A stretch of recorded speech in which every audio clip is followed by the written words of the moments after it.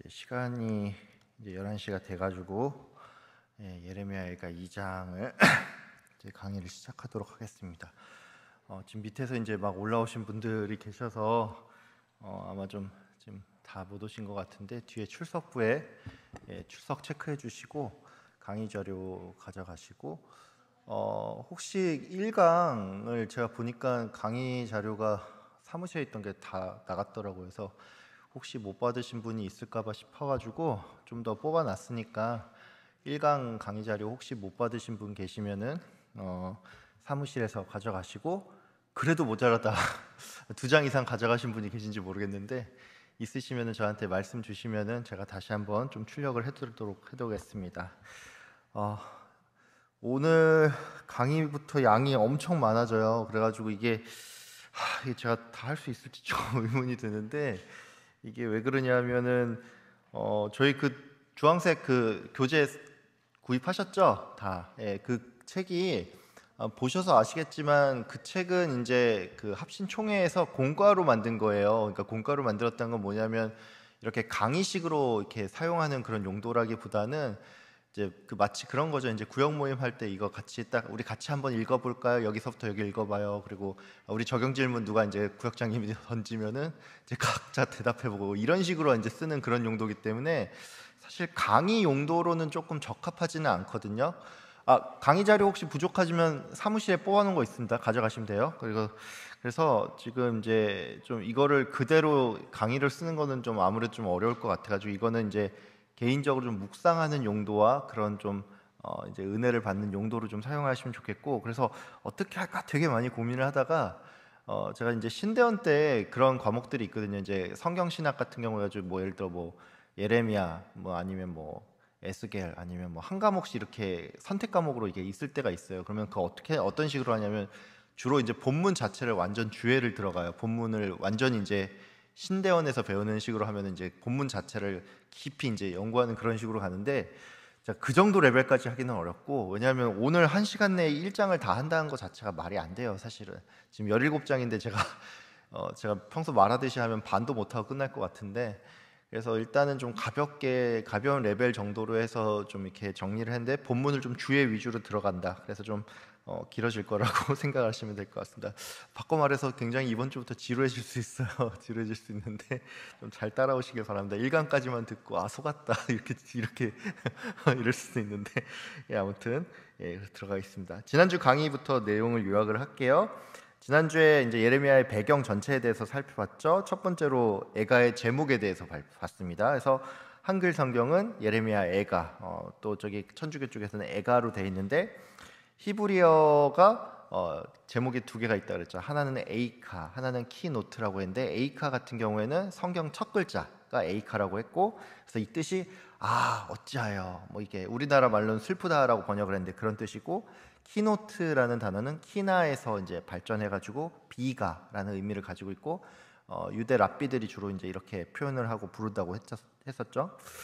그다음에 정경석 위치에 대해서 설명을 드렸습니다. 개신교랑 천주교 모두 선지서로 분류가 돼요. 근데 위치는 약간 다르죠. 저희는 예레미야랑 에스겔 사이에 있고 천주교는 예레미야랑 바룩 그 사이에 있다고 이제 말씀을 드렸죠. 히브리 성경 같은 경우에는 선지서에 분류가 되지 않고 제가 성문서라고 하는 케투빔에 분류가 된다고 설명을 했습니다. 그래서 조금 더 자세히 설명을 못 드렸는데 케투빔 안에도 보면은 5문서, 5두루마리라고 불리는 것들이 있어요. 이게 이제 어떤 것들이냐면은 이제 아가서, 룻기, 애가, 전도서, 에스더라고 해가지고 이 5두루마리들은 각 절기마다 읽거든요. 뭐 아가 같은 경우는 6월절에 낭독을 하고, 룻기는 오순절, 예레미야 애가는 이제 지난번에 말씀드렸지만 금식일, 이제 예루살렘 파괴를 그 기념하는 그런 날로 해서 좀 금식하는 날로 불렀었고, 전도서는 초막절, 에스더는 불임절 이렇게 낭독을 하는데 이 낭독의 이유 및 의미 이렇게 제가 좀 표로 정리를 했어요. 나중에 이제 집에 가서 한번 읽어보시면은 이 5문서들이 이런 이유로 이때 읽었구나라고 생각을 하시면서 보시면 좋을 것 같습니다. 예레미야 애가의 저자는 전통적인 견해 뭐라고 했죠? 선지자 예레미야가 작성을 했다라고 말씀을 드렸죠. 근데 반론들이 있어요. 뭐 다른 견해는 이제 복수 저작설이 있고, 그다음에 익명의 저작설이 있는데, 복수 저작서까지는 저희가 받기가 좀 어렵다고 했죠. 복수 저작서는 받기가 어렵다고 했고 익명의 저작서까지는 조금 열어둘 수는 있습니다. 그러니까 그래서 결론은 선지자 예레미야가 작성했다가 제일 유력하고 조금 열어둔다고 하더라도 예레미야의 거의 동시대, 거의 비슷한 시대 사람으로서 그의 사상에 굉장히 많이 동조했던 사람이 저자다라고 보는 것이 좀 적당하다고 할 수 있습니다. 제가 역사적 배경이랑 저작 연대에 대해서 설명을 드렸죠. 역사적 배경, 주전 586년에 바벨론에 의해서 예루살렘이 완전히 멸망을 당한 그 시기를 이제 배경으로 하고 있고 이때 이게 굉장히 큰 충격이라고 했죠. 그냥 나라 잃은 슬픔 정도가 아니라 남유다는 절대로 망하지 않을 거라는 이 유다 왕국에 대한 그 깊은 믿음이 있었는데 그것들이 다 붕괴가 되는 소위 말해서 이 멘붕이 되는 상황 때문에 신학적인 카오스 상태였다라고 설명을 드렸습니다. 저작 연대에 대해서 설명을 드렸어요. 굉장히 상상한 표현들이 나오고 예루살렘의 그 참상을 잘 나타내고 그런 어떤 후회하는 감정들과 이런 것들이 많이 있기 때문에 바벨론 멸망 후 아무리 길게 봐도 70년 안에는 작성이 됐다라고 보고 있습니다. 더 빨리 작성됐을 것으로 보고 있어요.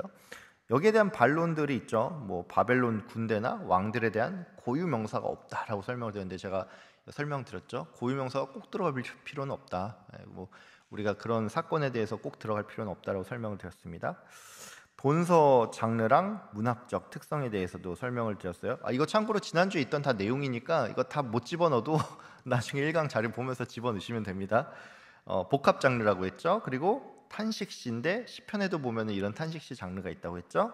근데 좀 특이한 거는 개인적인 애가가 아니라 공동체 애가다. 그러니까 국가적인 고난 앞에서 여러 사람들이 힘들었다는 걸 이 공동체 애가로 불렀고 그래서 공동체적인 슬픔을 표현하기 위해서 이 화자를 중간중간 바꿔가면서 1인칭 나라고 얘기했다가 여자가 됐다가 또 고통당한 남자가 됐다 이런 식으로 막 바뀐다고 했었죠.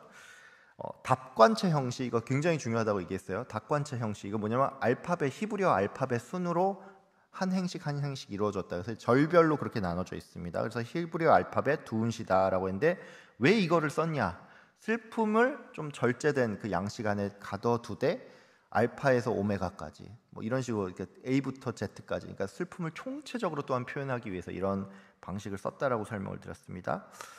그리고 의인법이 많이 사용된다 그랬죠. 오늘 본문 보면 의인법 많이 나와요. 의인법 사용된다고 했는데 이게 의인법을 쓰는 이유는 그냥 객관적 비극이 아니라 정말 이 사람이 이렇게 겪는 듯한 이 고통이라는 걸 좀 표현하기 위해서 이러한 의인법이 쓰였다라고 설명을 드렸습니다. 예레미야 애가에 이때 신학이 있다고 그랬죠. 몇 가지가 있는데 크게 2개 정도는 하나님께서 용사 되시는 하나님께서 이스라엘을 위해서 전에는 싸우셨다가 우리를 심판하시는 데는 또 이스라엘 대적하는 용사로서 오신다라고 말씀을 드렸어요. 그리고 언약 신학, 기존의 언약 신학들이 뭔가 좀 위기가 오는 거죠. 왜냐하면 안 망할 줄 알았던 나라가 망하니까. 그래서 이게 재정립이 필요한데 결국 이거는 길게 보면 신약까지 이어져서 보면은 죄와 싸우러 오신 죄 가운데 있는 우리를 구원하러 오신 예수님으로 이어지게 된다라고 설명을 드렸습니다. 예레미야 애가의 구성 요거는 이제 쭉 설명을 드렸는데 그냥 잠깐 이제 보시면 될 것 같고 저희는 이제 1장인데 1장은 이제 버려진 여인으로서 이 시온이 얼마나 비탄한 이 감정이 있는지 그렇게 표현이 되는 과정이 있습니다. 멸망 후에 홀로 남겨진 도시 예루살렘의 처참한 슬픔과 모습과 슬픔을 묘사한다. 2장, 3장, 4장, 5장은 그냥 이렇게 돼 있다. 구성만 좀 확인하면 될 것 같습니다. 제가 2강에서 8강 진행 방식을 앞에도 잠깐 설명을 드렸는데 원어 히브리어 이제 그 개역 개정 먼저 읽고 그 다음에 히브리어 원어 본문에 대한 그 직역을 좀 하고 그 원어에서 좀 특이한 점들 한번 살펴보고 그다음에 이거와 관련돼서 어떤 신학자들과 아니면 조금 더 깊이 봐야 될 그 주요적인 내용들을 좀 설명하는 방식으로 할 거예요. 이거 뭐 물론 이제 여러분 제가 생각할 땐 좀 그래요. 제가 지금 이거 하는 레벨이 많이 신학교 수준에서 많이 내리긴 했지만 일반 강의에서는 좀 들을 수 있는 수준은 아니에요. 그러니까 무슨 얘기냐면 신학교에서는 보통 이런 식으로 하거든요. 본문 자체를 막 주해를 한 내용들을 교수님들 막 가르쳐주고 막 이렇게 하는 그런 식이기 때문에 일반 강의보다는 조금 어려울 수는 있는데 아무튼 조금 잘 따라와 주시길 바랍니다. 그럼 주께로 돌이키소서 이 책자 주황색 책장은 어떻게 할 거냐 앞서 설명드린 것처럼 일단 다 구입을 하십시오. 지금 보니까 한 20권 넘게 남아 있어요. 그래서 아직 구입 안 하신 분들 계신데 구입하셔서 본문을 묵상하는 용도로 또 적용 질문을 보면서 스스로에게 좀 적용해보는 그런 용도로 해서 읽어보면 좀 은혜스럽습니다. 그러니까 좋아요. 이게 왜냐하면 너무 이게 강의 때는 너무 학적으로만 가면 좀 이렇게 메말라질 수가 있잖아요. 그러니까 이게 책을 읽으면서 힐링을 하는 거죠. 최종 목사님 왜 이렇게 어렵게 설명해서 이렇게 학적이야 그러다가 딱 읽으면서 힐링하면서 좀 이렇게 치유하시라는 의미로 적용 질문하면서 공과로 잘 활용하시길 바랍니다. 예, 그리고 제가 원래 1강 때는 각 장절별 주의 자료를 보내드렸잖아요. 그 1강 자료에 뒤에서 했는데 준비하는데 너무 힘들었어요. 너무 힘들어가지고 이 시간이 너무 오래 걸려가지고 내가 왜 이거를 다 드린다고 했을까? 어차피 이런 식으로 강의할 거면은 중복인데 싶어가지고 다음에는 그렇게 하지 않고 이번 주부터는 그냥 강의 자료로 대처를 하겠습니다. 근데 보시면 알 거예요. 강의 자료 내용 자체가 주예를 많이 들어가기 때문에 이제 앞으로는 그렇게 주예 자료를 따로 드리지는 않고 강의 자료로 대처한다 이렇게 생각하시면 될 것 같습니다. 이제 좋았던 시간은 다 끝났습니다. 이제부터 바로 본문에 좀 들어가도록 할게요. 자, 1장의 내용 분석 및 구조에 대해서 설명을 드릴게요. 내용 분석을 하자면 첫 번째는 이제 멸망에 대한 애도와 그 신세 한탄이 주 내용으로 좀 구성이 되어 있습니다. 그래서 근데 특별할 수 있는 부분이 뭐냐면 좀 특이한 표현은 뭐냐면 공주와 같던 신분이었는데 과부 같은 신세가 되었다. 이거 굉장히 극단적인 비유죠. 이렇게 이 애도와 신세 한탄에 이런 비유가 좀 들어가고 그 다음에 이제 왜 이렇게 우리가 고통을 받게 됐는지 이 원인에 대한 고찰들이 많이 나와요. 여기서 이제 신학적인 내용들이 많이 나오는데 고통의 근본적인 원인은 결국 유다의 죄 때문이다. 우리 죄 때문이다라고 이제 5절, 8절 이런 데 나오고 그럼 그 죄악의 결과로서 어떻게 됐냐? 하나님의 진노를 받아서 우리가 심판을 당하게 됐다. 이런 게 5절, 12절, 18절에 나옵니다. 고통의 상세한 내용들이 나와요. 굉장히 여러 방면으로 설명이 되는데 고립되어서 위로받지 못한다. 이게 굉장히 여러 절에 나옵니다. 2절, 9절, 16절, 17절, 21절에 나오는데 이게 무슨 의미냐면은 나를 위로하는 자가 없다라고 이렇게 좀 의인화해서 표현을 했지만 결국은 이제 동맹을 했던 맺었던 그 국가들이 다 배신을 때리고 우리를 돕지도 않고 오히려 우리를 조롱한다, 우리를 오히려 공격한다, 뭐 이런 내용들이 역사적인 내용들이 이런 식으로 표현이 됩니다. 대적들에게 비웃음과 업신여기를 여긴 이런 것도 같은 의미라고 할 수가 있죠. 근데 이 고통에 대해서 이제 호소를 해요. 너무 힘듭니다, 힘듭니다라는 이런 내용들의 호소가 있고 그 다음에 그런 가운데서도 하나님 의로우시잖아요. 하나님께서 의로우시니까 우리의 좀 환난을 좀 감찰해 주시고 우리를 이렇게 괴롭게 하던 그 사람들도 좀 원수를 좀 갚아주십시오라는 이런 내용들로 해서 이렇게 크게 이렇게 몇 가지 내용으로 구성이 되었다라고 생각하시면 될 것 같고요. 아마 제가 통독 예레미야 1장부터 5장까지 다 통독하시라고 했잖아요. 아마 통독하시면 느꼈겠지만 좀 죄송한 말이지만 비슷비슷하죠. 예, 1장부터 5장까지 뭐 되게 막 이게 왜냐하면 아마 욥기 읽어보신 분들도 그럴 거예요. 욥기가 우리가 기억하는 건 막 1장에 처음에 우수지방에 욥이 살았더라 이거랑 마지막에 복받았다 이것만 기억하지만 이 밑 가운데 보면은 내용이 계속 반복이 되잖아요. 막 불평하고 너 아니야 네가 잘못해서 네가 잘못해 이게 계속 반복이 되거든요. 그래서 사실 좀 힘들어요 읽기. 근데 예레미야 애가는 5장인데도 불구하고 아마 쭉 읽어보시면 알겠지만 힘들다 이 내용이 계속 반복돼요. 그러니까 저도 이거 주회를 준비하면서 되게 힘들어요. 왜냐 되게 색다른 내용이 나와요. 뭔가 좀 재밌는 걸 얘기를 할 텐데 비슷한 내용이 계속 반복이 됩니다. 그래서 이제 내용이 이제 이렇게 구성이 돼 있지만 2장, 3장, 4장, 5장도 아마 비슷할 거다. 이런 내용을 좀 미리 말씀을 드리고 양해를 구합니다. 내용 구조는 이건 뭐 분류하는 방식은 다 달라요. 뭐 어떤 데는 1에서 11절, 12에서 22절 이렇게 나누기도 하는데 저는 이제 제가 참고하는 주석에 따라서는 이렇게 세 부분으로 좀 분류를 했어요. 그래서 1절에서 7절까지는 예루살렘의 참화에 대해서 설명을 하고 8에서 11절까지는 이렇게 시온을 파멸하게 한 원인 그 죄악에 대해서 설명하고 12절에서 22절까지는 자비를 구하는 기도라고 했는데 꼭 이렇게 뭐 딱 끊어지진 않습니다. 왜냐하면 그 안에서도 또 다른 내용들도 나오기 때문에 이렇게 그냥 참고만 하시면 좀 좋을 것 같습니다. 주화자는 이제 히브리어 같은 경우에는 1인칭에 보면은 이제 우리가 그거를 파싱한다라고 표현하거든요. 이게 뭐냐면은 단어 하나의 격이랑 그다음에 인칭이랑 그다음에 단순지 복순지 이런 것들을 잘 밝혀내는 걸 파싱한다라고 부르거든요. 근데 한글에서는 나라고 얘기를 하면 이게 나가 남자인지 여자인지 뭐 이런 거 전혀 알 수가 없잖아요. 이게 우리랑 나는 분류가 되지만은 복수 단순 분류가 되지만 히브리어는 그거를 이제 형태에 따라서 다 달라지거든요. 그래서 1인칭 여성 단수로 주로 많이 표현이 됩니다. 그래서 이 1인칭 여성 단수 한 여인으로, 이게 이제 시온으로도 좀 비유가 의인화돼서 표현이 되는데, 주 화자는 1인칭 단수 여자 여인으로 의인화된 시온과 그다음 시인 자신으로 내용이 좀 많이 표현이 됩니다. 자, 이제 본격적으로 각 절별 상세 원어 분석 및 주의에 대해서 좀 들어갈게요. 자, 우리 1절 개역 개정 부분만 한번 같이 읽도록 하겠습니다. 시작. 여기 슬프다예요. 시작. 슬프다. 전에는 사람들이 많더니 이제는 어찌 그리 적막하게 앉았는고, 전에는 열국 중에 크던 자가 이제는 과부같이 되었고, 전에는 열방 중에 공주였던 자가 이제는 강제 노동을 하는 자가 되었도다. 예. 이 1절 바로 밑에 보면 직역이 있어요. 직역인데 이건 한번 참고하시면 좋을 것 같고, 1절에 이제 주 내용은 이거예요. 예루살렘의 멸망을 보고 놀라면서 탄식을 하면서 시작을 하죠.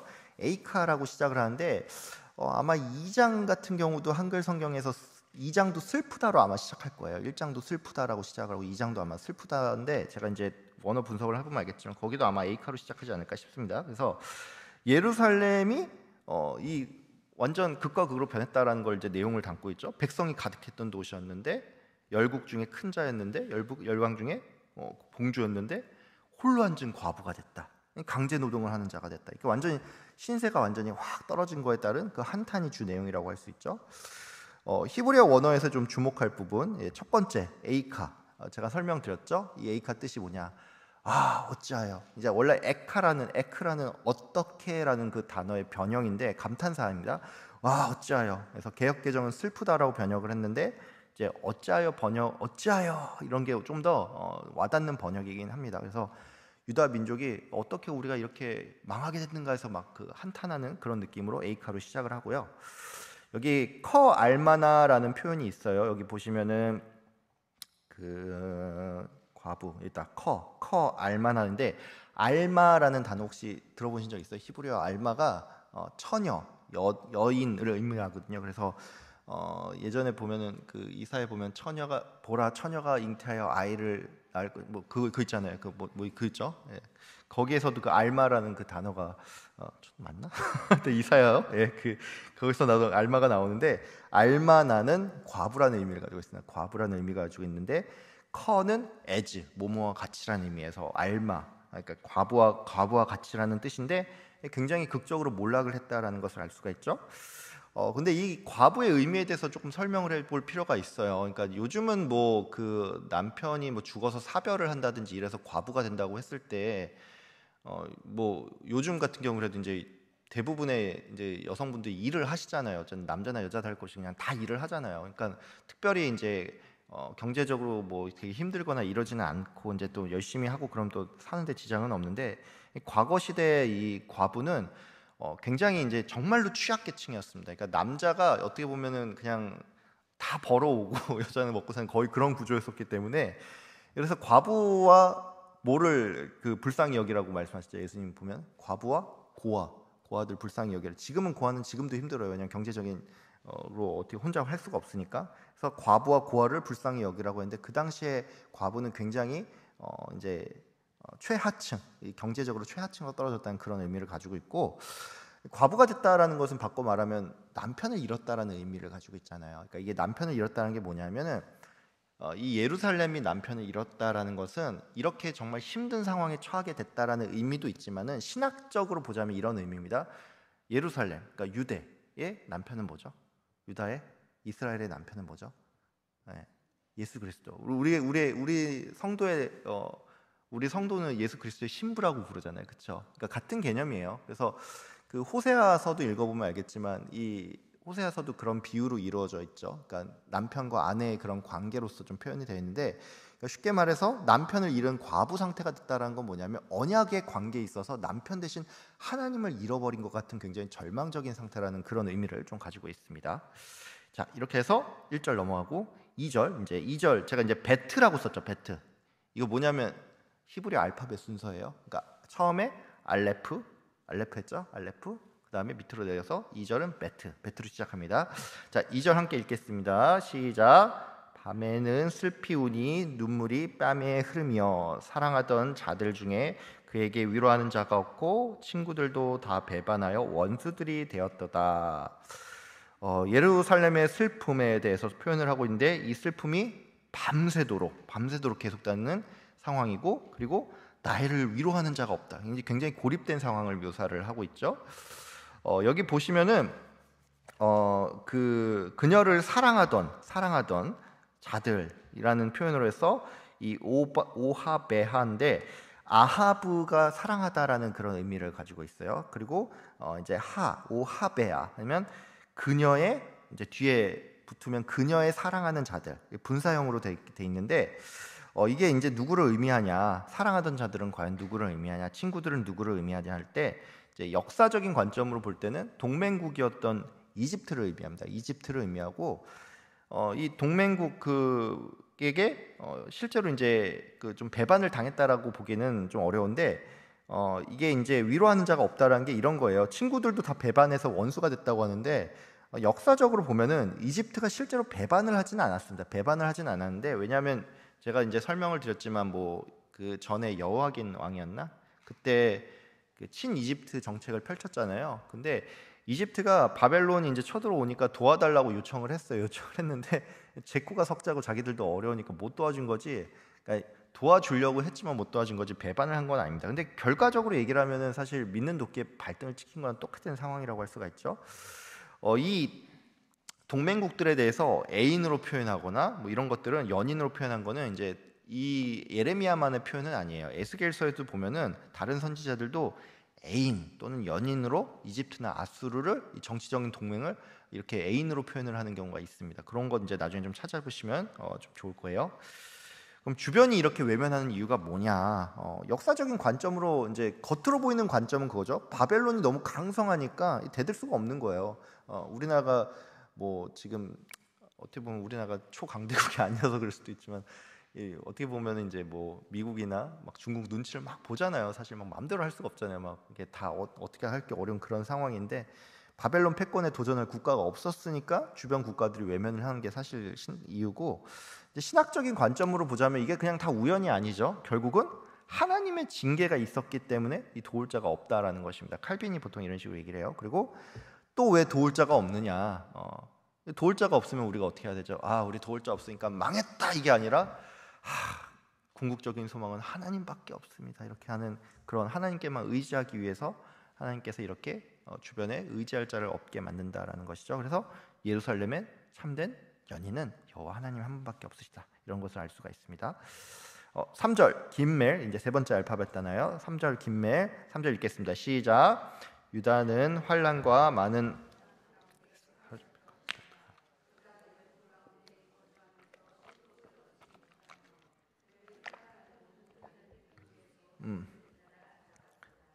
네. 3절 같은 경우에 처음 시작할 때 유다는 하고 시작을 하죠. 정확히 말하면 이제 유다는 하고 시작하지 않고 이제 첫 단어는 이제 떠났도다라고 먼저 시작을 하긴 하는데 이 시점 자체가 바뀌죠. 기존에는 이제 나였다가 유다 백성에게로 이제 시점이 전환이 되는데 이제 여기서부터는 그거예요. 유다 백성 전체가 겪게 되는 이 포로 생활과 고난과 이 비참함을 이제 묘사를 한다라고 할 수가 있죠. 여기 이제 히브리어 표현에 있어서 보면은 여기 보면은 유다는 환난과 많은 고난 가운데 사로잡혀 갔다라는 표현이 있죠. 근데 이게 환난과 고난, 이게 동어 반복처럼 느낄 수가 있는데 이제 여기 부분을 보면은 이제 헬라어가 메오니 우메롭 아보다라는 그렇게 표현이 돼 있어요. 그러니까 이걸 직역을 하면은 고난과 많은, 이 메오니 이거 메오니 우리가 어떻게 했었냐, 메오니 매우 그러니까 이게 히브리어 참 왜 우리랑 의미가 같은지 모르는데 많이 매우라는 그런 의미를 가지고 있는데 메오니 우메롭 아보다는 고난과 많은 종로로 때문입니다. 고난과 환난 때문에 하면 비슷한 표현 두 개 같잖아요. 근데 고난과 많은 종로로 때문이에요. 근데 개역 개정을 보면 의미가 조금 와닿지는 않죠. 그래서 이게 개역 개정은 동어 반복처럼 보이는데 원래 의미를 보면 고난과 많은 종로수로 해석을 하는 게 맞습니다. 근데 이렇게 해석을 하면 좀 이상하게 볼 수가 있어요.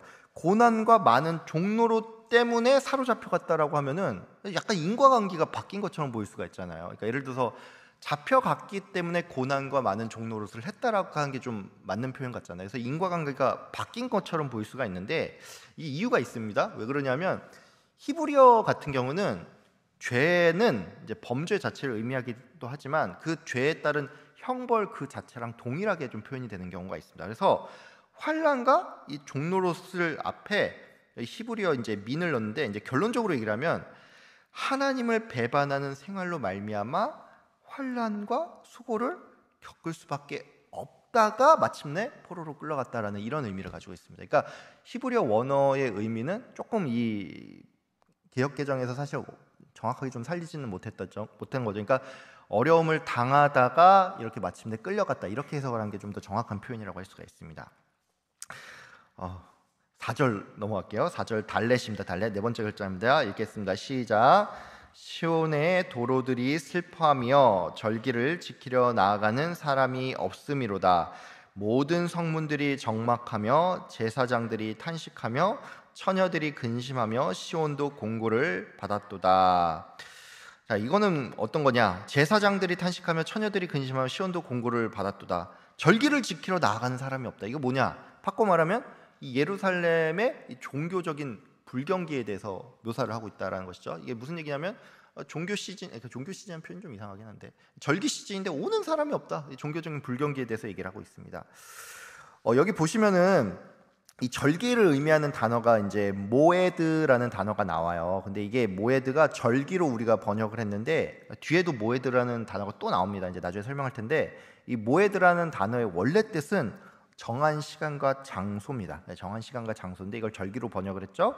근데 절기를 지킨 사람이 하나도 없다라는 게 무슨 의미죠? 절기를 지킨 사람이 하나도 없다는 거는 이 예루살렘이 그냥 파괴가 된 것뿐만이 아니라 절기를 지킨 사람이 없다는 건 예배 자체가 이루어지지 않는다라는 거죠. 그러니까 신앙 공동체로서의 기능 자체가 상실됐다라는 것을 의미합니다.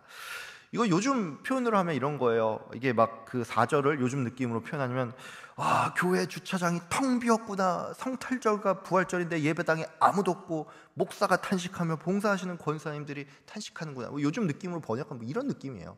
이렇게 됐다는 거예요. 이거 보죠? 진짜 이 교회 지금 교회 건물이 무너진 게 아니라 예배 자체가 다 무너지고 절기가 지켜지지 않는다 이런 얘기죠. 그래서 이 본문과 관련해서 조금 더 생각해 볼 주제가 있어요. 뭐냐면 예루살렘 절기에 그러면 사람이 과연 얼마나 많이 왔길래 이런 표현을 하는 걸까라고 생각할 수 있는데 유대의 절기가 이제 3대 절기가 있습니다. 이 글씨 잘 안 보이시죠? 죄송해요.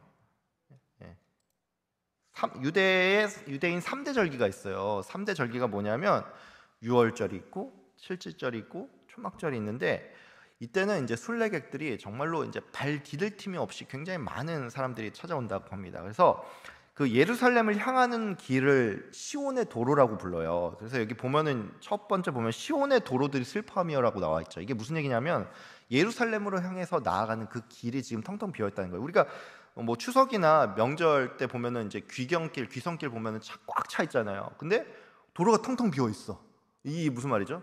그러니까 가는 사람이 없다라는 거죠. 이게 같은 표현입니다. 그래서 순례길을 오르는 사람들은 보통 어떻게 했냐면 이게 굉장히 많은 사람들이 올라가니까 우리 옛날에 뭐 1990년대 이러면 차 막히면 막 뻥튀기 파는 사람들 나타나고 막 이랬었잖아요. 근데 비슷한 거예요. 이 사람들 막 가다가 사람들 너무 많이 같이 가니까 막 시온의 이 도로를 오르면서 성전에 오르는 노래를 이렇게 불렀습니다. 이게 시편에 나오거든요. 시편 120편에서 130편 나오는데 그 노래들을 막 사람들이 막 부르면서 이렇게 올라갔다고 합니다. 얼마나 밝은 분위기였겠어요. 그래서 예수님 당시에 그 예루살렘에 상주했던 인구가 이제 이거 학자마다 조금씩 다르긴 한데 뭐 7만 명 정도로 보는 사람도 있고 10만 명까지 보는 사람도 있는데 절기에는 최소 20에서 30만 명 정도가 몰렸다고 합니다. 그러니까 7만 명 사는 도시에 30만 명이 모이니까 얼마나 많겠어요? 자, 이게 예를 들어서 이거 서울에 지금 한 950만 명 산다고 하는데 한 2천만 명, 3천만 명 갑자기 몰려든다고 생각해보면 얼마나 지금 난리가 나겠습니까? 그거 같은 겁니다. 요세푸스는 그래서 어떻게 얘기를 했냐면 주 65년 6월절에는 무려 300만 명이나 여기에 모였다라고 했는데 제가 볼 때 조금 좀 과장이 있는 것 같아요. 요즘 말로 좀 이렇게 뻥이 좀 심하신 것 같은데 300만 명 정도가 모였다라는 그런 얘기도 있습니다. 자, 그럼 이제 5절 이제 읽도록 하겠습니다. 함께 읽겠습니다. 시작. 그의 대적들이 머리가 되고 원수들이 형통함은 건강하게 하겠습니다. 어린 자녀들이 대적들에게 사로잡혔도다. 그의 대적들이 머리가 됐어요. 그의 대적들이 머리가 됐습니다. 그러니까 이게 이제 5절이 어떻게 보면은 우리 교재 보시면은 첫 번째 1과에 아마 주요 핵심 구절로 아마 5절이 나와 있을 거예요. 이게 뭐냐면은 예루살렘이 이렇게 어려움을 당하게 된 그 원인에 대해서 신학적인 해석을 하는 게 바로 이 5절이 핵심 구절이라고 할 수 있는데, 유다가 고통받는 이유가 결국은 이 하나님의 진노에서 찾는다는 것이죠. 이게 하나님의 진노에서 찾는다는 건데, 그 참상에 대해서도 이제 설명을 하고 있습니다. 여기 보시면 그의 대적들이 먼저 머리가 되죠. 대적들. 이게 이제 히브리어로 레로시라고 표현을 하는데, 이게 레가 영어로 치면 투예요. 투부정사할 때 투고, 로시가 이제 머리라는데 투 헤드, 그러니까 되었다, 투 헤드, 그러니까 비투 모르겠다. 영어를 좀 약해가지고 하여튼 머리가 되었다라는, 그래서 머리가 된 건데, 원래는 이게 신명기에 보면 그런 표현 있잖아요. 너희는 복을 받는데 열국 중에 머리가 될 것이다라는 그런 표현이 나오잖아요. 그러니까 이게 저주가 됐을 때는 완전히 반대 상황이 되는 거예요. 그러니까 반대 상황 뭐죠? 열국 중에 머리가 되는 게 아니라 너희들의 머리가 너희 이방인들이 돼서 너희가 다스림을 받게 된다는 그런 상황이죠. 그래서 이 머리라는 건 신명기 그 28장의 그 내용과 완전히 상반된다는 것을 알 수가 있습니다. 그리고 여기 보면은 그의 죄가 많음으로라고 이제 표현된 부분이 있는데, 이게 원래의 의미를 좀 이제 얘기를 하자면 알로페샤에하예요. 그래서 죄가 많다라고 우리는 번역을 했는데, 사실은 이게 정확하게 번역을 하면 반역이 많답니다. 그러니까 죄라는 거는 그러니까 뭐냐, 결국은 이 하나님의 그 뜻을 반하고 하나님의 그 뜻에 반대로 순종을 하는 것이 바로 반항하는 것, 반역하는 것이 바로 죄라는 것이죠. 뭐 일반적인 경우에 이렇게 생각을 해보면 돼요. 하나님의 그 법에 따른 게 일반적으로는 도덕적입니다. 도덕적이지만 100% 우리가 세상이 말하는 상식과 다 같나요? 그렇지 않아요. 왜냐하면 세상의 상식이라는 건 시대가 변하면 변할수록 그거 이제 죄 아니야, 죄가 아니야 라고 생각하면서 그건 그냥 상식이야 이렇게 받아들여지는 것들이 있어요. 근데 그게 하나님의 뜻에 반하면은 죄입니다. 뭐 제가 어제 설교 시간에 잠깐 얘기했지만은 저희 이제 차별금지법 이런 것들이 만약에 안 그랬길 원하지만 우리가 죽고 나서 우리가 한 30년쯤 뒤에는 그게 그냥 너무 보편화된 그냥 상식이 돼버린다고 쳐봐요. 그래서 모든 사람이 다 그냥 동성애가 아무런 그런 꺼리낌이 없고 그냥 다 자유지 이렇게 생각하는데, 그러면 그 시대의 상식이 그 시대의 상식과 도덕이 하나님 보실 때는 죄가 아니에요. 죄죠. 그러니까 죄라는 거는 결국 뭐냐면 하나님의 뜻을 반역하는 것이다. 그러니까 우리가 여기선 죄악이라고 말했지만 결국은 반역, 그러니까 하나님의 뜻에 반하는 것이 바로 죄악이라고 할 수가 있습니다.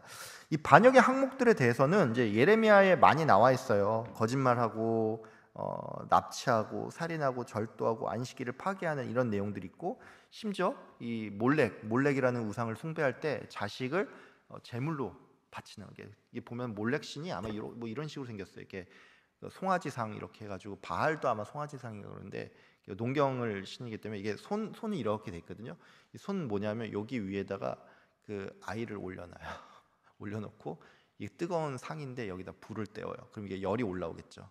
애가 막 비명 소리를 지르는데 이게 되게 잔인하잖아요. 근데 비명 소리가 크면 클수록 풍년이 올 것이다, 비가 많이 올 것이다, 이런 생각을 지금 보면 참 미친, 근데 이해가 안 되는 그런 짓들을 했어요. 그러니까 하나님께서 얼마나 싫어하겠습니까? 그 하지 말라고 한 거 죄악을 범했다는 것입니다. 본문 주제에 관련해서 좀 더 할게요. 여기 그 참상 중에 보면 자녀들이 잡혀간다는 그런 표현들이 있는데, 이런 생각할 수가 있을 거예요. 자녀들이 대체 무슨 죄가 있다고 자녀들이 이런 고통을 방해? 뭐 이런 생각을 할 수가 있어요. 그리고 심지어 이제 성경을 근거로 말을 하는 사람도 있습니다.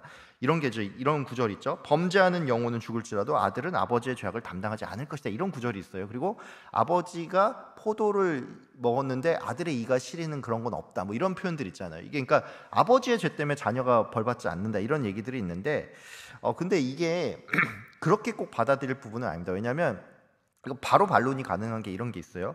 출애굽기에 보면은 나를 미워하는 자의 죄를 갚되 아버지로부터 아들에게까지 3, 4대까지 받는다, 이런 표현들이 있죠. 이게 어떻게 보면 연대 책임에 대한 이야기가 이미 나와 있는데, 예레미야 애가는 조금 그런 의미라기보다는 이 고통 자체가 공동체적인 심판이기 때문에 죄 없는 자녀에게도 영향이 미친다는 것입니다. 여러분 IMF 겪어보신 분들 많죠. 대부분 다 겪어보셨잖아요. IMF 때 내가 그 경제 생활을 하는 세대인 사람도 있었지만 내 부모님이 경제 생활하고 난 자녀였던 사람들도 있죠. 자녀들이 뭔 잘못을 했어요? 경제 생활을 했어요? 자녀들이 딱히 잘못한 건 없어요. 근데 공동체적인 그런 상황이기 때문에 다 같이 겪는 거죠. 그래서 이거는 그냥 부모의 죄 때문에 니들이 그렇게 당한다라는 그런 의미가 아니라 공동체적인 어려움 때문에 이런 현상이 있다라는 그런 의미를 가지고 있습니다. 자, 이제 6절 넘어갈게요. 6절 바브, 와우라고도 불리는데 6절 읽겠습니다. 시작. 딸 시온의 모든 영광이 떠나가며 그의 지도자들은 꼴을 찾지 못한 사슴들처럼 뒤쫓는 자 앞에서 힘없이 달아났도다. 네. 이 상황은 뭐냐면 예루살렘의 영광이 상실되고 지도자들이 이 비참한 상황으로 이제 도주하는 상황을 묘사를 하고 있죠. 이 배경은 이제 역사적 배경은 이 지도자들은 꼴을 찾지 못해 사슴들처럼 뒤쫓는 자 앞에서 힘없이 달아났다. 이게 뭐냐면 그 시드기야 왕이 이제 도망가잖아요. 예루살렘 멸망 딱 되고 막 이렇게 뒷문 딱 열어놓고 몰래 막 도망가다 결국 잡히잖아요. 그 내용을 이게 여기서 이제 표현을 하고 있다라고 생각하시면 됩니다. 히브리어 관련해서 조금 주목할 표현이 있어요. 케 아이 알림 수컷 사슴들처럼이라는 이 표현인데 목초지를 찾지 못하는 상황이잖아요. 목초지를 찾지 못하는 상황, 꼴을 찾지 못하는 상황인데 이게 시편 23편에 복 있는 사람의 그 반대 지점에 있다는 겁니다. 제가 앞서 말했지만 머리도 얘기했었죠. 그 신명기에 너희는 열국의 머리가 될 것의 반대 상황이 일어나는 것처럼 시편 23편에 복 있는 그 자의 상황과 완전 반대 상황이 이렇게 나타난다라는 것이죠. 근데 요건 또 무슨 의미가 있냐? 꼴을 찾지 못한다는 것은 시편 23편의 그 꼴을 우리가 스스로 찾는 거예요. 스스로 찾는 게 아니라 하나님께서 다 인도를 해주시는 그런 목자가 있는 상황이잖아요. 근데 여기는 목자가 없는 그런 상황이라는 것을 의미를 하고 기근 가운데 도망치다가 지도자들이 잡히는 모습을 보여주고 있다라고 할 수가 있습니다. 요게 이제 이거는 조금 신학적으로 뭐 여러분이 깊이 아실 건 아닌데 그냥 참고로 얘기를 드리면 첫 단어가 와우, 제가 이제 바브 와우라고 했잖아요. 와우라는 글자로 시작을 하잖아요. 근데 이제 그 바 예체예요. 바 예체인데 이건 직역을 하면 그리고 떠나갔도다라고 시작을 하는 건데 이렇게 그리고 뭐뭐 했다라는 식의 이제 형식을 이제 히브리어를 배우면 이거 꼭 얘기 나오는데 와우 계속법이라고 씁니다. 와우 계속법이라고 쓰는데 히브리어를 좀 공부하시면 알겠지만 와우 계속법은 어디에 많이 쓰냐? 창세기 출애굽기처럼 이렇게 쭉 서술형 문장들을 쓸 때 많이 써요. 그러니까 시가 형식에는 절대로 쓰지 않는, 시가 형식에는 일반적으로 쓰지 않는 형식입니다. 않는 형식인데 여기서는 그 시가 형식이 아닌데 쓰였죠. 어떻게 보면 좀 파괴가 되었다고 할 수가 있는데 이게 왜 그러냐면 이 와우로 시작하는 단어가 별로 없어요. 없는 걸로 알아요. 제가 별로 없기 때문에 닭관체 형식을 이제 채택하다 보니까 불가피하게 이렇게 파괴가 됐다라고 그렇게 이해를 하시면 됩니다. 지금 반밖에 안 하는데 많이 피곤하시죠? 네, 자 7절 자인입니다. 자 읽으면서 좀 잠에서 깰게요. 7절 읽겠습니다. 시작. 예루살렘이 환난과 유리하는 고통을 당하는 날에 옛날의 모든 즐거움을 기억하였으며 그의 백성이 대적의 손에 넘어졌으나 그를 돕는 자가 없었고 대적들은 그의 멸망을 비웃는도다. 예, 환난과 유리하는 고통 당하는 날 옛날의 모든 즐거움을 기억했다. 이거 어떤 의미냐면 어려웠던 상황이 올 때 내가 옛날에 잘 나갔던 시절 생각하면 이게 더 고통스럽잖아요. 그렇죠? 그리고 그 더 큰 고통을 묘사를 하는데 뭐 이런 겁니다. 뭐 사업 망하고 나서 과거에 내가 옛날에는 한때 좀 잘 나갔는데 그때는 내가 이게 막 샤넬이랑 구찌랑 막 이런 거 막 집에 딱 장롱 열면 막 이렇게 있었는데 지금 이거 당근마켓에서 다 팔고 내가 지금 이름도 없는 지 에코백 메고 다니고 있어 막 이러면서 막 슬퍼하는 그런 상황이잖아요. 그러니까 그런 상황이 됐을 때 과거를 돌아보면은 되게 슬프고 힘들고 그렇잖아요. 그러니까 그런 겁니다. 그래서 이 R.C. 스프롤이라는 이제 신학학자는 뭐라 그랬냐면 고통의 절정에서 이 과거의 즐거움을 기억한 것은 현재의 고통을 더욱 심화시킨다라고, 굉장히 당연한 얘기인데 정말 지혜로운 말이에요. 우리 힘들 때 옛날 생각하지 맙시다. 옛날 생각하지 말면 돼요.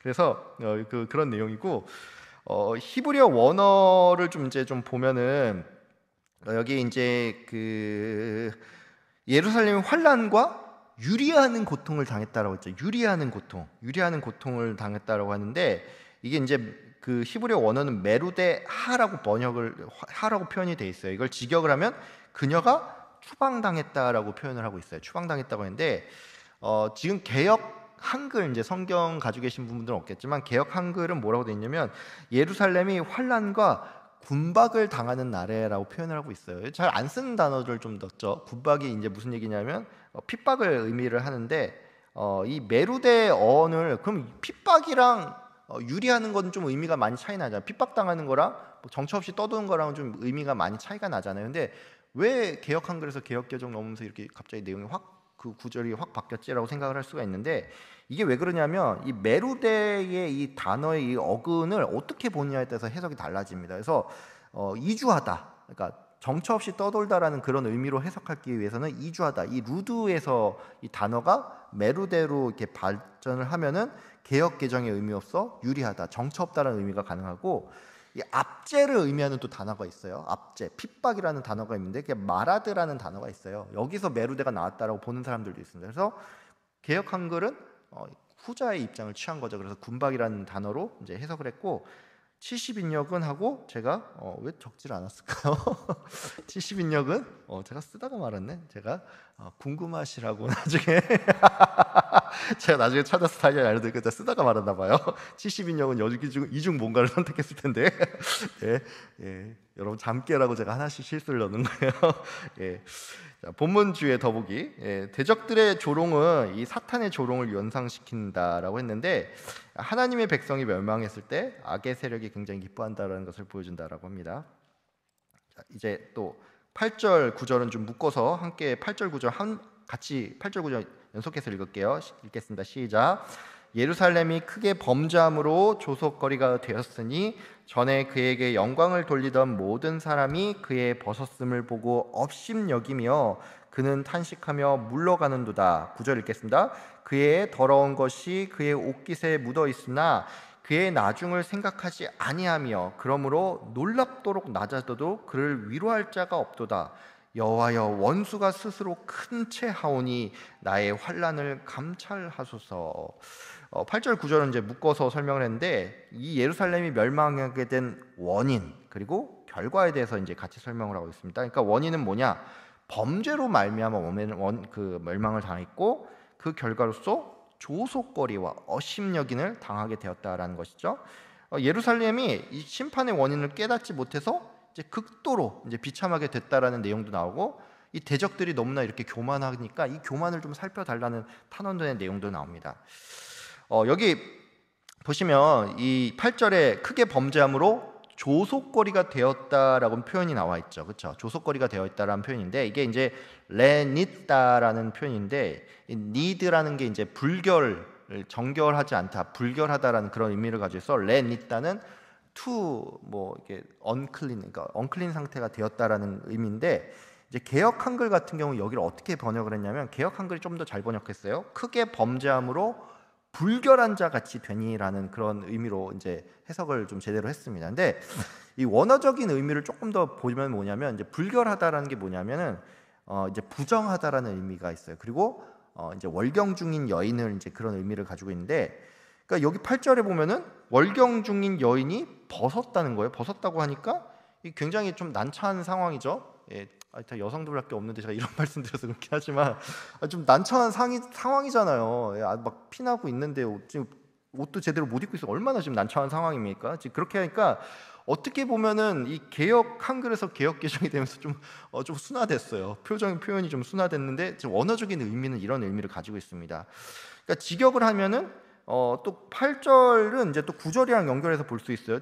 9절에 보면 이렇게 되죠. 그녀의 불결함은 그녀의 옷깃에 묻었다는 거예요. 더러운 것이 그의 옷깃에 묻었다. 이게 무슨 얘기냐면 이제 개역 한글은 치마 끝에 묻었다 이런 식으로 표현이 돼 있는데, 쉽게 말해서 이 어떻게 보면 그 피가 묻은 거죠. 생리혈이 이 옷에 묻은 상태라는 거예요. 그러니까 그 구약의 율법에 보면은 이제 그 그러니까 피가 나는 것에 유출하는 거에 대해서 그걸 부정하다라고 표현을 하잖아요. 그러니까 부정한데 그게 옷에 묻었다라는 그런 의미를 가지고 있습니다. 그래서 8절과 9절은 그런 의미로 이 불결과 불결이 연결이 되면서 이렇게 좀 이어집니다.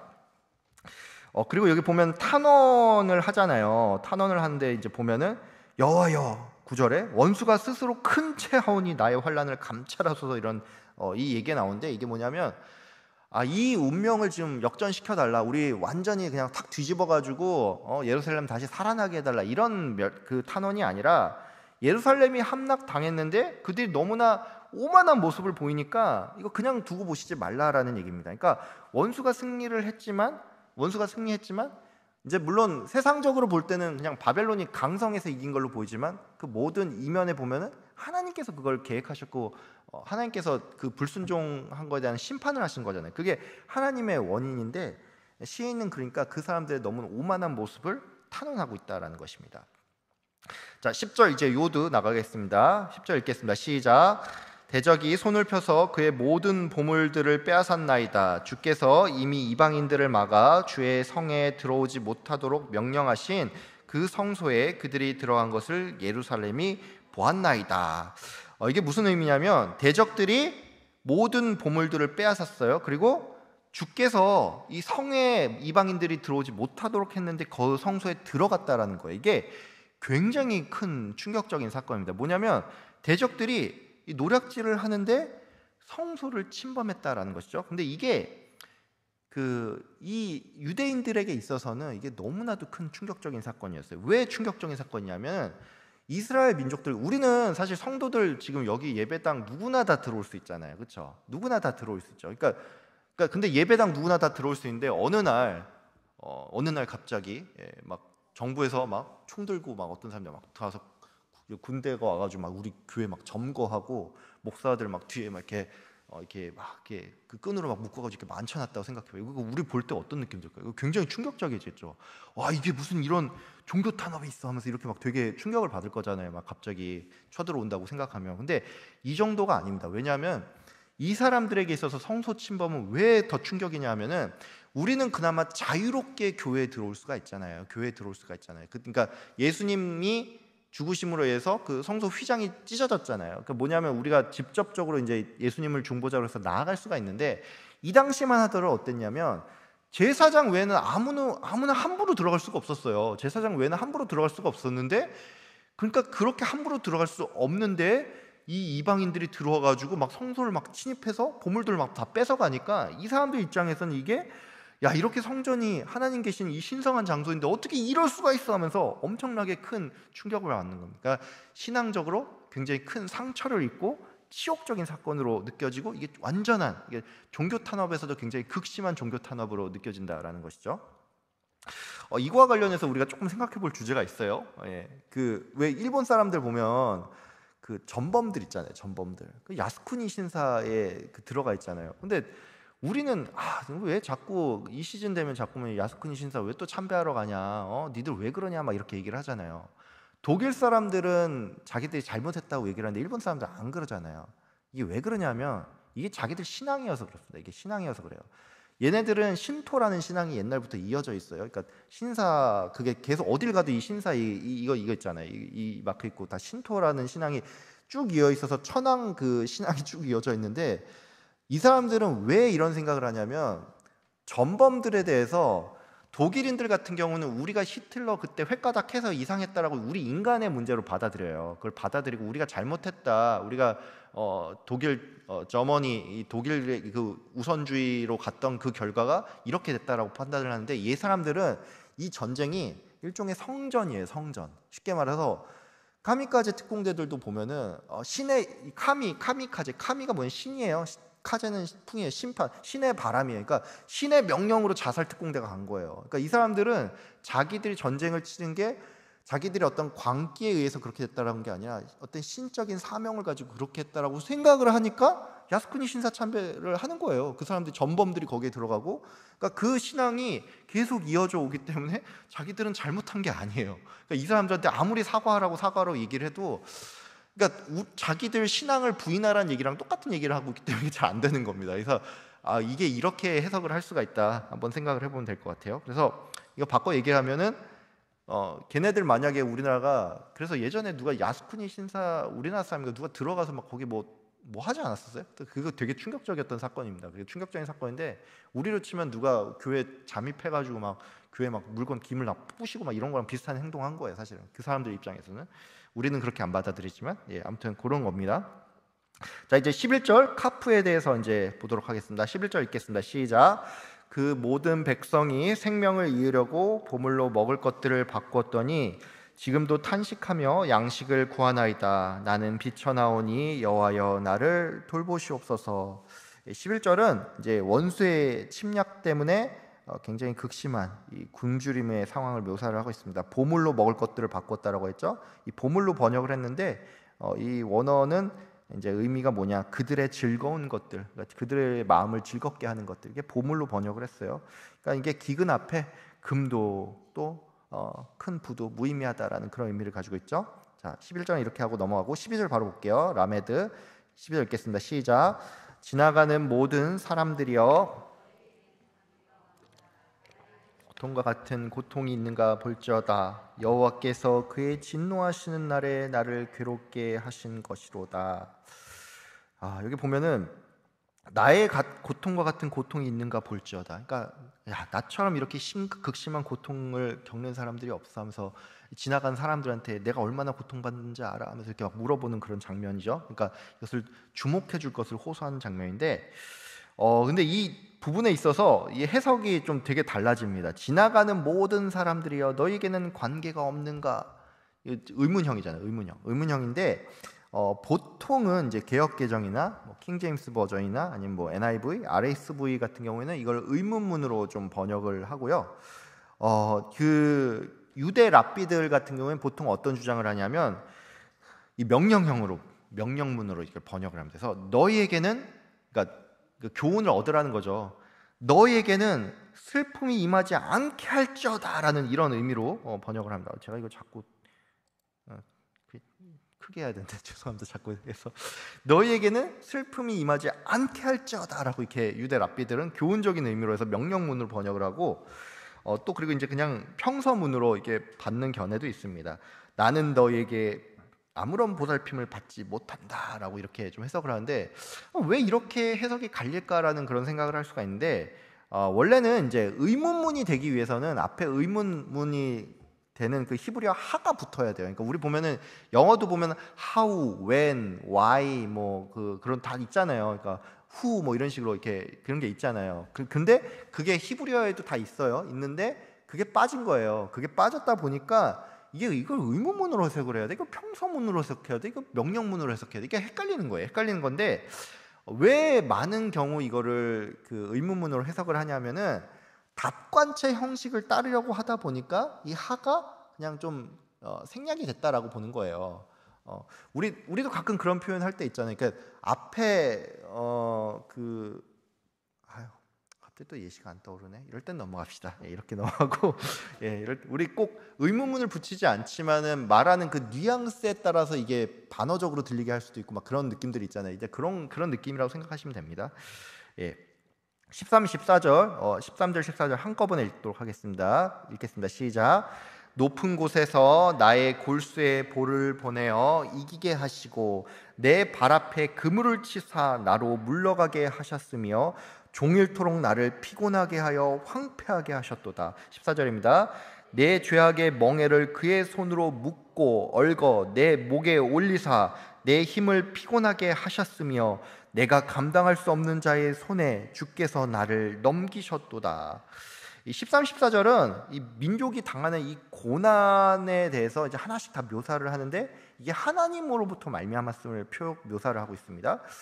여기 13절에 보면 높은 곳에서 나의 골수라고 했죠. 골수라고 했는데 뼈에 불을 보내신다라고 했어요. 그러니까 이게 생각해봐요. 뼈가 이제 이 뼈라는 건 이 속이잖아요. 이 엄청난 고통이 지금 임한다는 거니까. 그리고 하늘에서 높은 곳에서부터 뼈에 불을 보내신다라는 건 뭐냐면 하나님으로부터 그 고통이 임했다라는 것이 이 고통이 마치 이 뼈가 다 타는 것 같은 그런 어떤 초월적인 고통이라는 것이죠. 그래서 뭐 예시가 있는데 애가 탄다, 뼈가 다 마르는 것 같다, 뭐 이런 표현들 우리가 하잖아요. 뒤에도 또 비슷한 표현 또 나옵니다. 이제 뒤에도 나오는데 그리고 하나님께서 이 고통의 또 얘기에 대해서 자세히 얘기하는데 죄악의 멍에를 손으로 묶고 목에 올리셨다. 이 멍에가 뭐죠? 멍에? 이게 목에 거는 거잖아요. 이렇게 짐승들 보면은 이제 멍에 걸어가지고 막 이렇게 가고 이렇게 하는 건데 이게 쉽게 말해서 우리가 죄의 노예가 되었다라는 그런 의미를 의미를 가지고 있습니다. 그래서 14절을 조금 이제 그 표준 세번역을 읽으면 조금 더 와닿아요. 주께서 내가 지은 죄를 묻고 얽어서 멍에를 만드시고 그것을 내 목에 얹어서 힘을 쓸 수 없게 하셨다. 주께서 나를 내가 당할 수 없는 사람 바벨론에게 손에 넘겼다라고 그렇게 표현을 합니다. 그래서 제가 그냥 그림을 하나 넣었어요. 그림 보이시죠? 예, 그림 하나 보이시죠? 그래서 14절을 가지고 그냥 한번 AI한테, 요즘 제가 AI 좀 이렇게 활용을 한번 해보고 싶어가지고 AI한테 24절 내용을 한번 그림으로 만들어줘 하니까 이렇게 딱 만들어주더라고요. 아, 잘 만들어요. 이런 식으로 발전했는데 이런 상황입니다. 이거는 이제 뭔지 모르겠어요. 이거 이게 혹시 죄를 다는 생각, 그냥 아무렇게나 막 만든 것 같긴 한데 이게 죄의 멍에를 이렇게 하고 이 바벨론 사람들한테 끌려가는 이런 장면을 이렇게 14절 만들어주더라고요. AI가 생성을 해줬습니다. 자, 15절 싸매기인데 15절 읽겠습니다. 시작. 주께서 내 영토한 나의 모든 용사들을 없는 것 같이 여기시고 성회를 모아 내 청년들을 부수시며 처녀딸 유다를 내 주께서 술틀에 밟으셨도다. 이 15절의 내용은 뭐냐? 주님의 심판이 이 유다의 용사들을, 그러니까 군사력을 완전히 다 없이 한다 그랬죠. 유다의 군사들을 다 무력화시켜버리고 이 백성들을 짓밟는 그런 형벌이라는 걸 얘기하죠. 그래서 이 히브리어 원어에서 주목할 부분, 제가 모예드라는 단어 4절인가 한번 나오죠. 절기로 번역이 됐다 그러죠. 근데 15절에서는 어떻게 됐냐면 성회로 번역이 됐습니다. 근데 왜 그러냐면 이게 원뜻이 정한 시간과 장소잖아요. 그래서 4절에서는 절기로 번역이 됐고 15절에서는 성회로 번역이 됐는데 여기서는 이 성회가 뭐냐? 성회가 모이는 거잖아요. 정한 시간과 장소잖아요. 근데 이 성회라는 건 뭐냐? 대적들을 쭉 모아서 유다를 치기로 한 그 심판의 때와 장소를 성회라고 표현을 했습니다. 보통 성회하면 좀 좋은 의미잖아요. 거룩한 성회로 모였습니다. 이게 되게 좋은 의미로 얘기를 하는데 여기서는 심판을 당하는 그 정한 시간과 장소를 의미하는 단어인데 성회라고 번역을 했습니다. 이걸 번역을 했어요. 이 본문 관련해서 조금 더 볼 게 있는데 주께서 술틀을 밟으셨도다라는 그런 말 있잖아요. 이게 옛날에 술은 주로 이 포도로 만들었거든요. 그 당시에 이제 보면은 포도로 이제 만들었는데 이 포도 보시면 그 포도 이렇게 무슨 색깔이죠? 포도가? 예, 맞아요. 보라색이죠. 보라색인데 물론 요즘은 뭐 샤인머스켓 같은 것도 있고 뭐 또 청포도도 있고, 청포도는 옛날에도 있었지만, 그래서 이 포도에서 이게 밟으면은, 발로 막 밟으면은 이게 터져 나오잖아요. 팍팍팍 터져 나오면은 다 빨갛게 될 거잖아요. 그래서 이게 뭐냐면 피를 흘려서 죽는 전투 사상자의 의미를 얘기합니다. 그러니까 조금 이게 딱 와닿게 하면 예루살렘이 하나님이 마치 이게 발로 밟아가지고 그냥 피가 막 탁탁 터져 나오는 것처럼 피바다가 된다는 그런 표현입니다. 이런 표현이 근데 예레미야 애가에 나오는데 이사야도 했어요. 내가 홀로 포도즙 틀을 밟았는데 내가 노함으로 말미암아 무리를 밟았고 분함으로 말미암아 짓밟았으므로 그들의 선혈이 내 옷에 튀어 내 의복을 다 더럽혔습니다. 이게 진짜 되게 무서운 표현이에요. 우리 옛날에 애기들 보면은 이게 사이코패스는 아니죠. 애기들 보면은 좀 그런 애들 있잖아요. 보면은 막 개미들 막 지나가면서 이상하게 막 밟는 애들 있잖아요. 이렇게 개미들 막 떼 있는데 막 발로 밟아요. 물론 개미는 피가 색깔이 안 나지만 이게 막 사람이라 생각해보세요. 엄청 큰 거인이 있는데 사람들 막 지나다니는 발로 막 팍팍팍팍 밟으면 얼마나 끔찍해요. 밟고 나면 막 피가 막 확 튀겠죠. 근데 지금 하나님께서 유다를 그렇게 밟는다는 것입니다. 이게 진짜 무서운 거예요. 무서운 표현입니다. 같은 이미지가 이사야에서는 이스라엘 대적 에돔을 심판하는 데 사용됐는데 이때는 그나마 대적 있나니까 상관없는데 하나님께서 유다를 그렇게 밟는다는 거예요. 얼마나 무서운 표현입니까? 16절 아인, 제가 이렇게 무서운 표현인데 제가 이렇게 웃으면서 얘기하면 안 되는데 16절 아인입니다. 16절 읽겠습니다. 시작. 이로 말미암아 내가 우니 내 눈에 눈물이 물같이 흘러내리며 나를 위로하여 내 생명을 회복시켜 줄 자가 멀리 떠났음이로다. 원수들이 이김에 내 자녀들이 외롭도다. 예루살렘의 이 전하의 참상을 보고 선지자가 애곡합니다. 여기서 나라고 표현을 하는데 제가 앞서 설명을 드렸죠. 나라고 표현하는데 1인칭 여성 단수입니다. 여성 단수로서 1인칭 여성 단수는 예루살렘을 나라고 1인칭 여성으로 의인화하는 장면이기도 합니다. 여기 보시면 에이니 요르다 마임이라고 해가지고 여기 보면은 그 16절에 보면 내 눈에 눈물이 물같이 흘러내리며 라고 돼 있잖아요. 근데 에이니 요르단 마임인데 이거는 아인이라고 해요. 아인이라고 했는데 아인이 이제 눈을 의미합니다. 눈을 의미하고 뒤에 이로 끝나는 단어가 면 나의라는 그런 의미가 되어서 나의 눈에 눈물이 물같이 흐르는, 이게 딱 직역을 하면 이거예요. 그러니까 내 눈이 두 번이 반복이 된다는 것이죠. 이게 두 번이 반복이 되는 거는, 이게 좀 반복하는 건 보통 이제 중복되는 거는 히브리에서 강조의 의미를 가지고 있습니다. 강조의 의미를 가지고 있어서 내 눈에 눈물이 흐릅니다. 내 눈에 눈물이 흐릅니다가 아니라 내 눈에 눈물이 흐릅니다. 그러니까 이제 눈물이 아주 펑펑 이제 쏟아지는 그런 상황이라는 것을 의미를 하고 있습니다. 근데 여기 또 울다도 이제 보키아라고 했는데, 이제 여기게 원래 원어가 바크였나 하여튼 그런 단어인데, 울다의 분사형이에요. 분사형이라는 거는 지속이 된다는 거예요. 그러니까 계속 내가 눈물에 이제 통곡을 막 눈물을 엄청 많이 흐르고 있는데 이게 멈추지 않고 계속되는 상태라는 것을 의미합니다. 이제 17절 넘어갈게요. 17절 팹니다. 17절 읽겠습니다. 시작. 요온이 두 손을 폈으나 그를 위로할 자가 없도다. 대적들이 되게 하셨으니 예루살렘은 그들 가운데 있는 불결한 자가 되었도다. 이게 예루살렘이 두 손을 폈어요. 도와주세요 이렇게 두 손을 폈는데 위로를 이제 도와주는 자가 없다는 거죠. 위로할 자가 없다. 그러니까 위로할 자가 없는 그런 상황이고, 그 이유가 뭐냐? 하나님께서 야곱의 사방에 있는 적들에게 명령을 하신 거예요. 이게 하나님의 명령이라는 거예요. 그 이유가 하나님의 명령이기 때문에 그들을 돕는 자가 없고, 예루살렘은 그들 가운데, 여기서 불결한 자가 되었는데, 이 불결한 것은 앞서도 설명을 드렸지만 이렇게 그 원어적인 의미는 이제 그런 게 있다고 해서 설명을 드렸죠. 그래서 그것 때문에 고립이 되었다라고 할 수가 있습니다. 여기서 보시면 시온이 나오죠. 시온 페르시아 야데하, 시온이 그녀의 손을 폈다라는데, 여기 제가 말씀드렸지만 여기서 말하는 시온이라는 거는 이 예루살렘을 여성 시온으로 또한 의인화한 겁니다. 여성 시온으로 의인화한 걸 한 거예요. 그리고 야곱 나오죠. 여호와께서 야곱의 사방에 있는 자들인데 이제 야곱 나오죠. 이 야곱 뭐냐면은 보통 이제 성경 읽다 보면은 이스라엘을 보통 야곱으로 이제 표현하는 경우가 많습니다. 그러니까 이스라엘 전역과 그 이스라엘 공동체를 야곱으로 표현하는 경우가 많습니다. 그리고 이제 본문 주제를 보면은 위로할 자가 없다라고 했죠. 위로할 자가 없다라는 거는 도울 자가 없다는 거예요. 근데 제가 앞서도 설명드렸지만 바벨론 군대가 침공을 받았을 때 이집트가 돕지를 못했죠. 그리고 이것만 하면 상관이 없는데 오히려 조롱하는 자가 있었죠. 바벨론에 멸망당할 때 에돔이나 이런 데는 오히려 좀 더 괴롭히고 유다를 괴롭히고 그렇게 했었죠. 그래서 이런 적대 행위를 의미합니다. 자, 18절 이제 끝이 조금씩 보이고 있습니다. 차대 읽겠습니다. 시작. 여호와는 의로우시도다. 그러나 내가 그의 명령을 거역하였도다.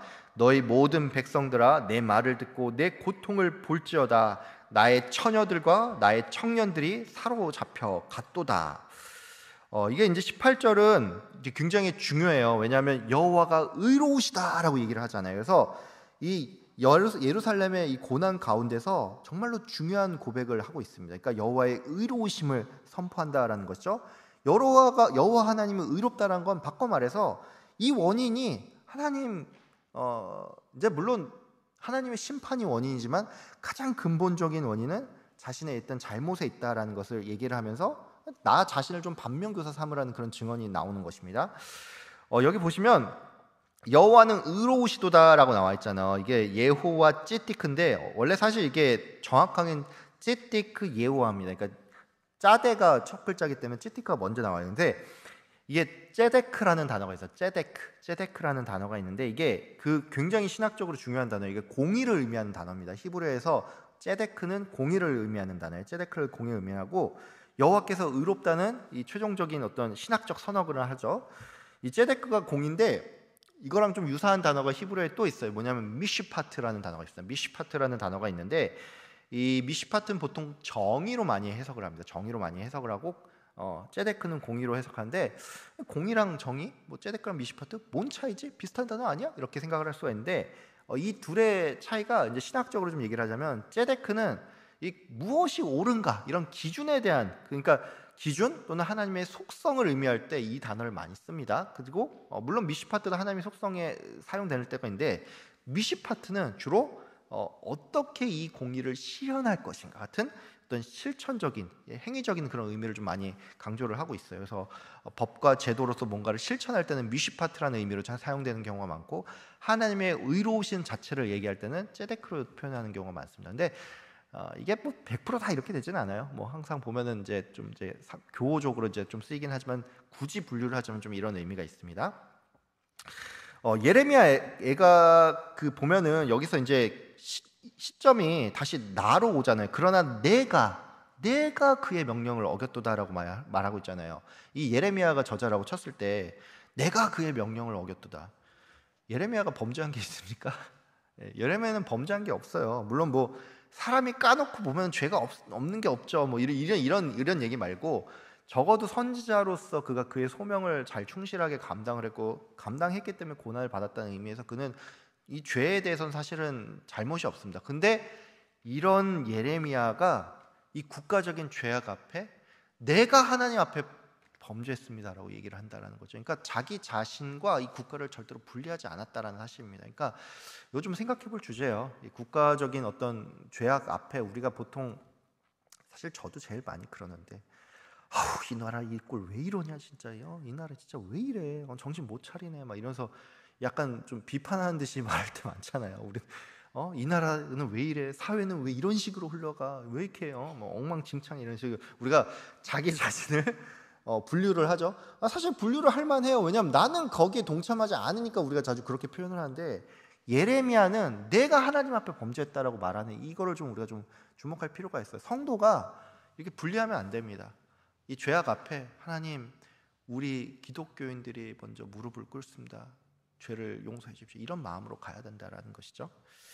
자, 이제 19절 코프에 대해서 좀 함께 읽도록 하겠습니다. 19절 읽겠습니다. 시작.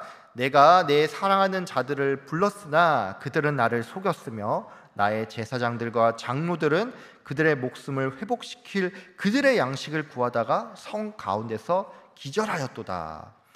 내 사랑하는 자들, 앞서 제가 설명드렸죠. 애인으로 이제 보통 애국, 그러니까 내가 동맹국들을 애인으로 연인으로 표현을 한다고 그러죠. 그래서 사랑하는 자들을, 그러니까 이집트한테 도와달라고 했지만 그들은 나를 도와주지 않았다라는 이런 의미고, 나의 제사장들과 장로들은, 그러니까 뭐죠? 이 사람들 종교 지도자들이요. 종교 지도자들은 그들의 목숨을 회복시키고, 그들의 목숨인데 여기서 네페시라는 단어가 써요. 그러니까 영혼, 자기 영혼을 살릴 그 양식을 찾느라고 성 가운데서 기절했다. 여기서 기절했다라고 돼 있는데, 이 기절하다간 정확히 말하면 이제 원어는 파멸됐다예요. 그러니까 죽었다요. 그러니까 양식 구하다가 그냥 죽어버렸다는 거예요.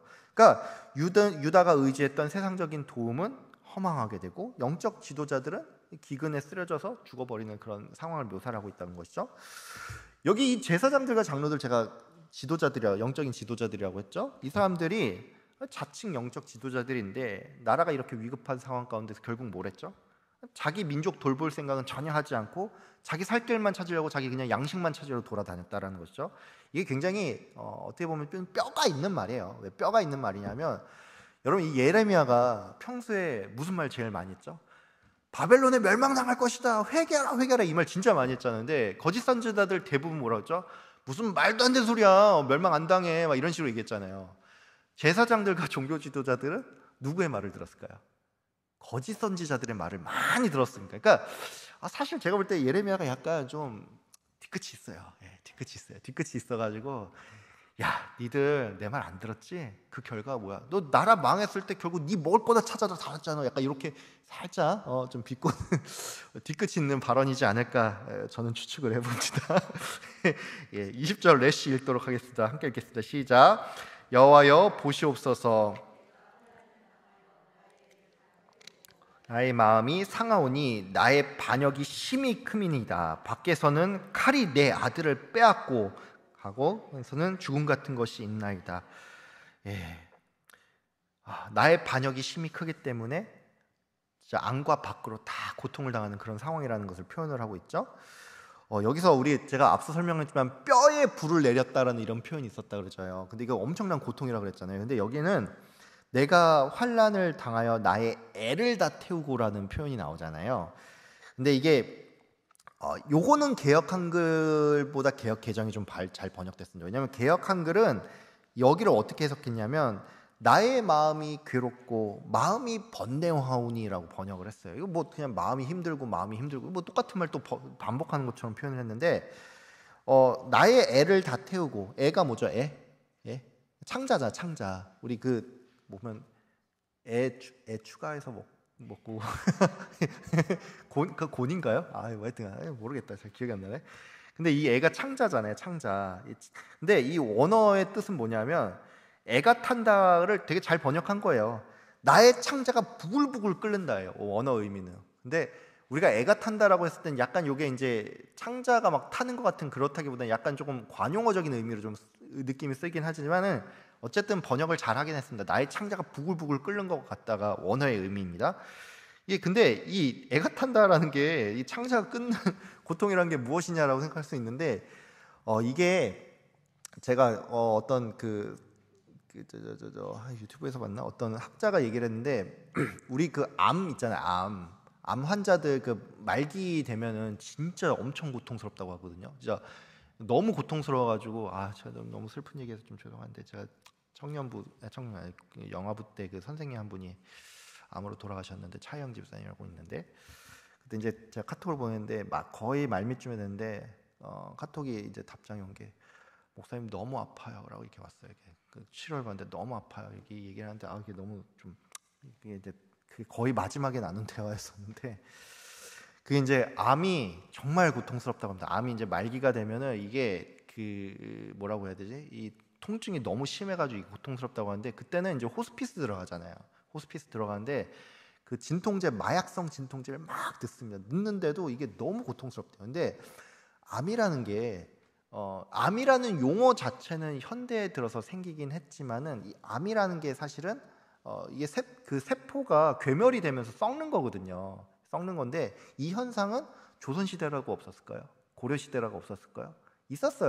있었는데 그때는 암이라는 용어가 사용되지 않는 것뿐이지 암이라는 용어가 없었는데 그 당시에 그래서 창자가 끓는 고통이라는 그런 표현들을 했다고 합니다. 그게 뭐냐면 그래서 현대 의학자들은 뭐냐면 그게 아마 암에 걸렸던 환자들의 말기 그 췌장암이나 이런 고통을 얘기하는 걸 거다라고 이런 식으로 얘기를 하더라고요. 이런 식으로 얘기를 하고 이것보다 애가 탄다보다 더 심한 고통이 있죠. 이걸 뭐라고 하냐면 창자가 끊어지는 것 같은 고통이라고 표현해서 이걸 단장지혜라고 불러요. 근데 이게 어떤 의미로 또 쓰이냐 하면은 자기 자식을 잃었을 때 창자가 끊어지는 것과 같은 고통이 있다라는 그런 의미로 좀 발생이 되는데 여기서 알 수 있는 게 뭐냐? 하나님께로부터 이 고통이 임했을 때 정말 이 말기 암 환자 같은 이 고통이 임한다는 거죠. 그러니까 죄의 결과가 이렇게나 무섭고 정말로 끔찍하다라는 것입니다. 자, 이제 21절 쉰 읽도록 하겠습니다. 함께 읽겠습니다. 시작. 그들이 내가 탄식하는 것을 들었으나 라는 자가 없으며 당한 것을 듣고 주께서 이렇게 행하신 것을 기뻐하나이다. 그러나 주께서 그 선포하신 날을 이르게 하셔서 그들이 나와 같이 되게 하소서. 21절이랑 22절은 이제 주로 그 위로 하나님께 탄원하는 내용이 있어요. 그래서 21절은 원수가 내가 고통받고 있는데 조롱을 하고 있는 이 현실인데 하나님 원수들에게도 동일한 심판을 내려주십시오라고 이렇게 탄원하는 내용입니다. 여기 보시면 그러나 주께서 그 선포하신 날을 이르게 하셔서 그들이 나와 같이 되게 하소서라는 이 표현이 나오잖아요. 그래서 이 선포하신 날이라는 게 이게 좀 굉장히 난해 구절로 들어갑니다. 왜 난해 구절로 들어가냐 하면은 이 선포하신 날이 언제냐 이게 해석이 좀 달라져요. 이게 여러 의미가 있어요. 유다가 심판을 당하는 날이다. 유다가 심판을 당하는 날이다 라고 보는 사람이 있고 아니다. 이스라엘이 대적이 심판당하는 날이다 라고 그렇게 보는 사람도 있어요. 근데 이게 왜 그러냐면 이 문맥적으로 어디에 강조를 하느냐에 따라서 이게 해석이 달라집니다. 그래서 둘 다 해석이 가능한 상황이고 또 이 해석이 제가 이제 히브리어 같은 경우에는 이게 이제 그 히브리어를 배우는 사람들이 좀 어려운 게 뭐냐 처음 배울 때는 쉬운데 뒤로 가면 해석이 어려워요. 왜냐하면 이게 이걸로 해석해야 되나? 저걸로 해석해야 되나? 이런 되게 지점들이 옵니다. 그러니까 어떤 의미로 헬라어는 좀 좋아요. 헬라어는 그런 지점이 있어서 되게 좀 명확한 지점들이 있는데 히브리어 같은 경우는 이 문학적인 소양이 굉장히 많이 필요하고 이거를 상황에 따라서 어떻게 해석해야 되는지 되게 의미가 있고, 그리고 히브리인들이 조금 어떻게 보면은 어떻게 보면 언어유인데 한 단어를 놓고 중복적인 의미를 일부러 써요. 일부러 단어를 중복적인 의미를 써서 되게 총체적인 의미를 일부러 얘기를 할 때가 있습니다. 그러니까 그런 표현들이 많기 때문에 이게 해석이 학자들마다 달라요. 희구적인 가정법이다, 명령형이다, 예언적 완료형이다, 이런 식으로 얘기를 하는데, 이게 뭐냐, 희구적인 가정법은 뭐냐면은 그렇게 되기를 바라는 마음을 담은 게 희구적인 가정법이에요. 그래서 이걸 이런 식으로 해석해요.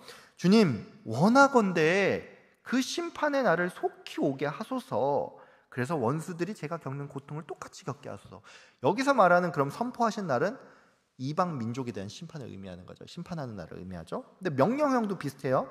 주님, 어서 그 심판의 날을 이루 주십시오라는 이 명령형, 이게 청령인데, 이거 같은 경우도 역시나 이방이 심판당하는 날이죠. 근데 예언적 완료형으로 해석을 하는 경우도 있습니다. 뭐냐면 이 예언이 이미 완료가 됐다는 거예요. 그러니까 주께서 그 심판의 날을 정하셨습니다. 그러니까 유다는 이미 심판을 당했다는 의미로 유다가 심판당하는 날을 의미한다라는 이런 해석도 가능합니다. 이렇게 참 히브리어가 참 어렵고도 재밌죠. 네. 자, 이제 마지막 대망의 끝이었습니다. 22절 타운데 함께 읽도록 하겠습니다. 시작. 내 모든 악을 주 앞에 가지게